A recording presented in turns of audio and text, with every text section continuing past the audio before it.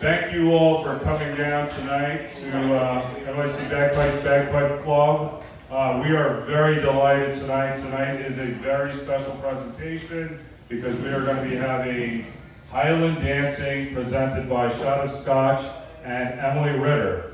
So give a big round of applause for Emily and Shot of Scotch for coming down tonight, for being gracious enough to give their time to cover this awesome subject, because we have to get more of that perspective on bagpiping, where it's not just from the bagpipers, but also from the dancers who are, doing their thing on the dance floor, right? So once again, give a big applause to these gals right here for coming down tonight. Thank you so much. And without further ado, Miss Emily Ritter. Thank you so much. Can everybody hear me okay? Yes. Okay. I'll do a quick intro. My name is Emily. I have been dancing, Highland dancing, for almost 30 years. And I'm also a certified teacher with the British Association of Teachers of Dancing. I do teach classes in the city now with the New York Caledonian Club. So if you know anyone interested in learning Highland dance, or you're interested in learning Highland dance, 2 left feet right here. that's okay. Would be happy to teach you. I am also the choreographer and social media director for Shot of Scotch NYC. We are New York City's premier Highland dancers. We dance across the city and the surrounding areas at various parades and cultural events and festivals, and try and spread the love for Highland dance. So we're really excited to be here sharing that love with you all. I've also got some fellow Shot of Scotch people here today, so I'm going to have them introduce themselves as well. Hi, I'm Libby. I've been dancing, I can't do math, since I was 7, and it's a really long time. What else do we, I'm a member of Shot of Scotch for like, 5 years? I think like 7. Yeah, it's longer than 8. 5. Forever. And then I am our finance director and secretary, and I do all the stuff that involves spreadsheets, because I love a spreadsheet. And I'm from Michigan originally. That's about it about me. Alright. Hello, I'm Abby. I have been dancing for 30 years, and I feel like my dance trajectory has gone like this, and then a little bit like this, because I'm getting older, but I found Shot of Scotch when I came to New York City, and I think I started with them in 2013, 14, something like that. Sounds about right. So I've seen us grow over the years, which has been really fun. I've had different hats as a member of Shot of Scotch. Now I'm kind of helping out with some of the rehearsals and how our rehearsals are going and things like that. I competed mostly in the Northeast and got up to a premier level of competing, and then kind of gave competing up to perform, because performing just was way more fun to me than getting up there, putting on a number, and freaking out, people judging us. But we've all competed up to the premier level. I don't know if that was said, so just kind of confirming that. And I'm originally from Albany, New York. How about that? Here we go. Thank you. So that was a great clarification. When I say New York City's premier Highland dancers, we have all reached the top level of Highland dancing after years and years of competing. So we're experts in our field, and today, to teach you a little bit about Highland dance, I'm going to give you an overview, a little history, what is Highland dance, and then I would love to talk to you about what dancers are looking for in a piper, and maybe do some demonstrations, maybe get you guys to pipe for us a little bit, and then I would love to hear from you. What is it that you as a piper are looking for from a dancer if we were to collaborate? What kind of tempo, what kind of information you need? And there will be a handout later for a cheat sheet, a little extra info. So let me check my notes, make sure we've got all the intros here. Yes. Okay, so let me give you a brief overview. What is Highland dance? It is a dance style that was developed in the Highlands of Scotland in the 1718, 1900s. It was influenced by a lot of outside styles, so step dancing, ballet, English country dancing, social dancing, and you may hear, like we get the question a lot, oh, are you guys cloggers? Are you river dancers? Are you Irish dancers? And we're definitely not. So just a little demonstration between the differences between those. So Irish dancing is very in front of you, right? You've seen Michael Flatley do a lot of this. Scottish dancing is very turned out. We jump on every count and we do use our arms. So Libby, you want to give me just like a couple sheddings? So lots of jumping, turning those knees out. Yeah, perfect. Thank you. But you can also see that it's a very graceful style of dance, which is that French influence. And I spent the pandemic researching the history of Highland dancing, and it was taught orally from teacher to student and passed down. And so we don't have a ton of written history. So even though we present these as like very old, ancient dances, a lot of it has just been passed down, and each teacher or student would change the steps as they liked them. So they're very standardized today, but as they were created, each student or teacher would just like put their own spin on it. And then as they started being competed, people would be like, oh, I really loved that step, I'm gonna take it. Or like emulate the things that they really liked. And I think one thing that you guys will find really interesting is that the first competitive Highland dancers were bagpipers. So the first dance competition officially happened in 1795 in Edinburgh, and it was a bunch of pipers at a pipe competition who were like, hey, you guys want to dance? And they got together and started dancing, and that's how it evolved. And after 150 years of unregulated competitions, where people would just kind of like go up there and do what they wanted, and judging was kind of biased, there were enough complaints that finally they started the official Scottish Board of Highland Dancing, and that was in the 1950s, and that's when they standardized the steps to what we do today. So it is this very ancient art form that was danced, back in the Highlands of Scotland, but it has evolved so much over time, and then it was really stuck in cement in the 1950s, and that's what we still do today. So as dancers, we are taught, like, these are the only steps that you do. This is the only dancing that you're allowed to do. But that's just really what they chose, kind of arbitrarily, in the 1950s, and that's what we do today. We have a very set number of dances, and there are 3 different types of dancing. We have the Highland dances, your sword, your fling, your chanteuse, your reels. You've got the national dances, which are a lot more balletic and graceful. If you've heard of the flora or the lilts, the blue bonnets, some of these you may recognize because they're also tune names. We'll get to that too. And then we have 2 character dances, which are really fun to do. One is called the Hornpipe, the sailor's hornpipe. We are emulating sailors. And the other is called the Irish Jig, where we are making fun of the Irish. And that is the only dance that is done in a hard shoe. And the story behind that one is that the dancer is really mad because her husband has gone off drinking and left her to do the laundry. And so she literally stomps around the whole dance.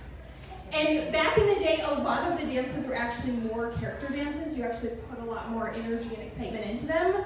And today we don't do that as much except for those 2 character dances. So I'm gonna have Abby and Libby do just like a quick demonstration so you can see the differences visually between what Highland dance and national dance and those character dances would look like. Do we want music on my phone? Do we want to it? slip my gillies on real quick? Okay. There might be an audio connector with that, which I could check. I feel kind of sacrilegious putting bagpipe music on in a room full of bagpipes. I mean, literally every 2 of you guys need someone in here probably plays. That's true. This could be a challenge. I could just call out the tune and be like, who wants to give me some bars? Do we want to try it? I mean, you could. Have we had enough to drink? Yes. That's the real question. Koreans are great 2 pipers, so. I mean, Brian plays, and I both have played dance tunes, but I mean, also we play like a bunch of Strathspeys. Well, why don't we just use the recordings now just to kind of keep the flow going, Okay. then maybe we can like mix it up. Yeah, I'm going to bring you guys in later so we get drinking. And yeah, I definitely want to do some piping with dancing. Okay, so I'll have Libby just do, can you give me, what do you think? Like, give me 2 steps of the Chantreuse. Okay, I'll put a tune on. Do you know the Chantreuse story well enough to tell it while I hook up my music? You want to give it a go? Sure. So a lot of our dances have these legends behind them. They have these stories that we tell at performances, and I'm going to tell you a secret, they're all made up. They're not real. But we tell them as if they're real because it gives the audience something to watch for. And because this is such an unfamiliar style of dance for so many people, I think the audience connects with it a lot more when you give them a story, when you say like, these movements mean this thing, so they kind of understand and connect with the dance a lot better. So I'm gonna sneak in a couple of those legends today. You wanna try it? Sure. I will have to jump in. So, Chantreuse, the name of the dance actually means old trousers, and that's because after the Battle of Flodden, they made the Scots stop wearing their kilts and made them start wearing trousers, and so this dance kind of symbolizes at the beginning, it's a lot more contained and smaller control movements because they're dancing in those stupid pants, and throughout the dance we're doing a lot of kicking, and that symbolizes kicking off, both shedding those trousers and getting back into your kilts, and at the end we clap and start the quick time, and it's more celebratory because we're back in those kilts and to express our Scottishness again. That's good. That's really good. Okay. And we'll talk about quick times later too, because that's a weird dancer thing. I was taught that when there's a clap, this signifies the start of the quick time, and I was taught as a dancer that the clap tells the piper that it's time to go faster. But let's be honest, if the piper didn't know, it would be a disaster for everybody. Yeah. I was told that too, though. Yeah. So Yeah. if I don't have We my just piper, want to I'm feel not gonna know like, what to do. yeah, we want to feel important. It's also 9, so. Libby, do you want to do a 3-in-1 Chantreuse so they can see that quick time? I'll see what I can do. You want to do the first 2 steps? I'll jump in for the next 2. Sure. Take turns. Okay, yeah. So this is a Chantreuse. This is a classic Highland dance. So you'll see it is very strong. It's very stamina heavy, and hopefully you'll see those like shedding movements as Libby tries to kick off her pants. I promise I won't.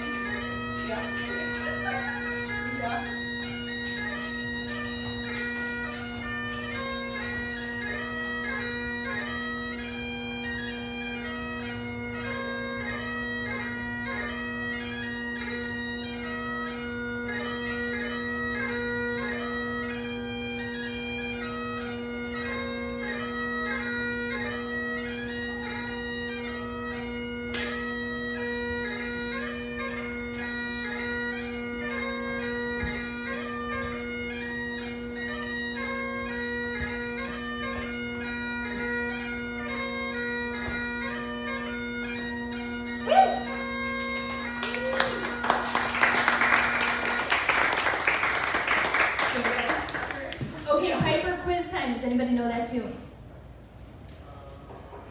Whistle the 42nd. Yeah, whistle over the world. Is that what it is? No, sorry, that's the first one, whistle over Lave It. Yes. Wave The it. second one was whistle the 42nd. Okay. Bonus In the points. phase 1. Yes. Yeah. So interestingly, and it works for the story, when Abby clapped and did that freedom to move bit, that piece is basically a fling step. And so it's like, oh look, we're doing our like traditional Highland dances, which is that classic Highland fling. Okay, so that was your strong Highland dance. You can also see there was a lot of ballet inspiration in that, especially with the arms and the graceful moves. So now I'm going to have them show you a little bit of a national dance, which is much more balleric, a little more feminine. Initially, both males and females did Highland dancing. It was very social. Everyone was learning as these like itinerant teachers would come into town and teach everybody. But it was mostly males who competed at first, because as you talked about, they were bagpipers. And then it was during the First World War and the Second World War that kind of transitioned into the female dancers. So a lot of people come to us today and say like, oh, is it only girls who dance? And that's kind of how it happened.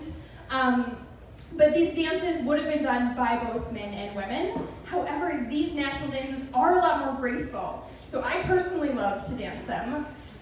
Do we want to do a lilt? Just gonna see what Heather wants to do it. Oh, Heather. Wanna do a lilt? Only with one of you.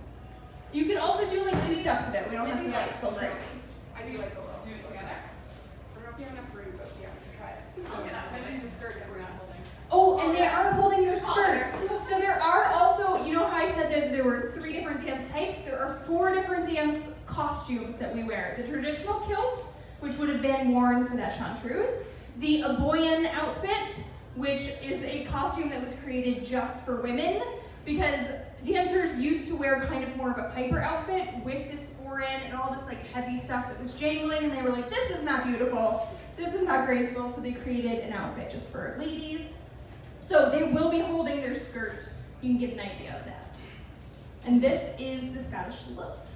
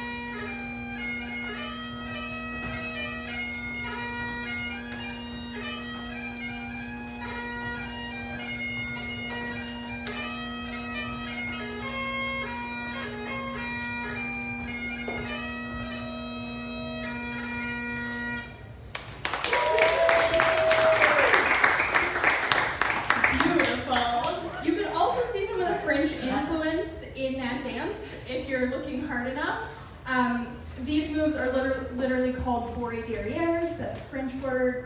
Coupés, also French. So very ballet inspired. Hopefully you saw a little bit more of that grace in there. Okay, we're gonna give you a quick overview of the hornpipe and the jig, just 1 step each so you can see the vibe of each dance. Also just to note, because we had 2 dancers there, you probably saw a little bit of a variety between them. We do have very standard steps that we do, but there are different varieties that you can do, and there are different steps that you can do. And different arms as well, so there is some personalization that you can do. And something we'll talk about a little bit later is that whenever I work with a piper, they say, okay, I'm ready to play this tune, how many bars is that? I have no idea. I have a cheat sheet for that I will share with you, but dancers think in steps, in case that's helpful for you. So everything we do is gonna be either 4, 5, or 6 steps, or if there's a quick time, it'll be like 4 slow steps, 2 quick steps. So we very much think in steps, and those steps are very much broken down into like quarters or halves, so we have very mathematical rings. Okay, let me show you just 1 step of a hornpipe, whoever wants to do it, and you can really see the nautical theme is a character dance. We can actually put some personality into it. What about like a field ball or something? Oh, okay. Or first step. Why don't I do the one circle and then I go home? Yeah. Even better. Because the first time I the intro, that's why I was thinking I was circle.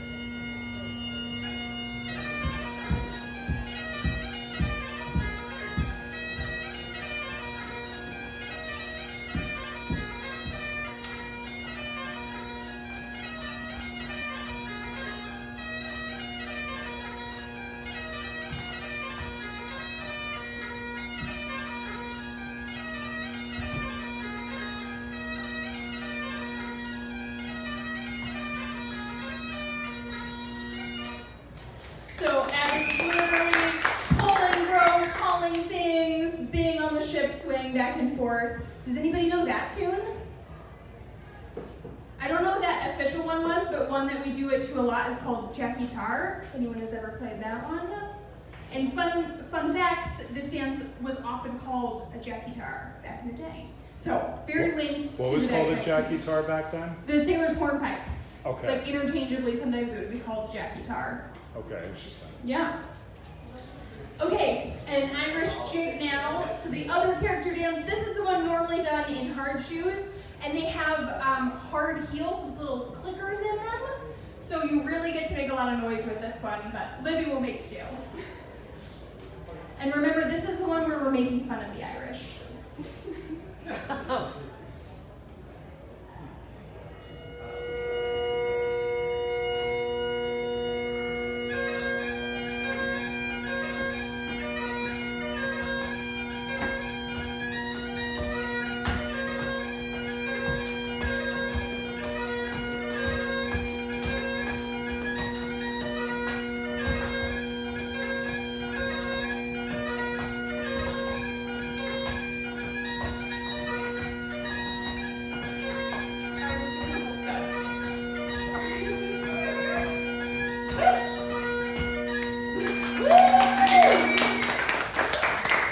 Excellent.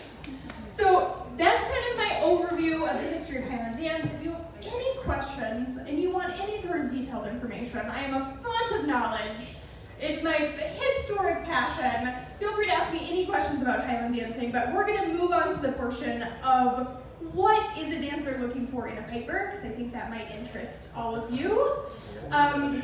So my first tip is that we need a steady rhythm. I asked a lot of people, what advice would you give a piper in preparation for this? And almost all of them said, don't watch the dancer. So as a dance piper, do not trust us to keep the beat. We are going to count on you to keep the beat. We're looking for something really steady. And you might also think, like, as a dancer is more experienced, they probably want it faster, right? Like, if they're better, they can go faster. But actually, the thing about Highland dancing is that the better you get, the more you fit into a count. So actually, the slower we want to go. So if you're piping for a really little dancer, you'll want to pipe extra fast, because they can just kind of like bounce through the whole thing. If you're piping at an official competition, you will probably be asked to pipe slower, especially for the older dancers. And then I would say just work with the dancer, because some of us like to go fast and some don't. So those are two big tips. And the other thing we wanted to make sure to teach you tonight is what is an introduction. So you probably saw as we were dancing that as we prepared for each dance, we either did a bow, we did a curtsy. In the hornpipe, we did a lot of this. We actually did that in the jig too. You really got into it. And this is the thing that trips up pipers most when they first start dance piping. I say, okay, give me an introduction, and they have no idea. Heather, do you want to pipe in? It's a pun. Do you want to say anything about the intros? Okay. I just do whatever Heather said. Yes. That's exactly it. He's got it. Okay, so I spoke to a piper, and I was like, tell me how you learned to do an introduction. And he gave me an example for the Highland fling, so I'm going to attempt to tell you what he told me, and hopefully you can figure it out together. So one of the classic fling tunes is Orange and Blue. Do we all know this one? Yes. Okay, apparently in orange and blue, there's like 2 A pieces and 2 B pieces. Do you guys know what that is? I don't. But if you do, okay. So the way this piper told me is how he plays a 4-step fling for us is he does part A, part A, part B, part B. And to tack on the intro, it's the second half of part A. Yes. So an intro is usually like half a step that you tack on at the beginning. So I'm going to demonstrate an intro for you so that you can put that into practice. Does anybody want to play it? Seems like Brian might be an expert. That's okay. You want to try it? Yeah. Yeah, let's do it. So this is like the biggest piece of advice we can give you, is that when a dancer is going to be like, okay, can you play for me? We're going to say like, we need an intro and this is how many steps we do. And while, sorry, what's your name again? David. Well, David tunes, I'm going to pass out a handy cheat sheet that we have of all the dances, all the tunes, and how many bars the intro is, and all of that information so that we can all be on the same page. So I'll do that as you too. Is that good? Yes.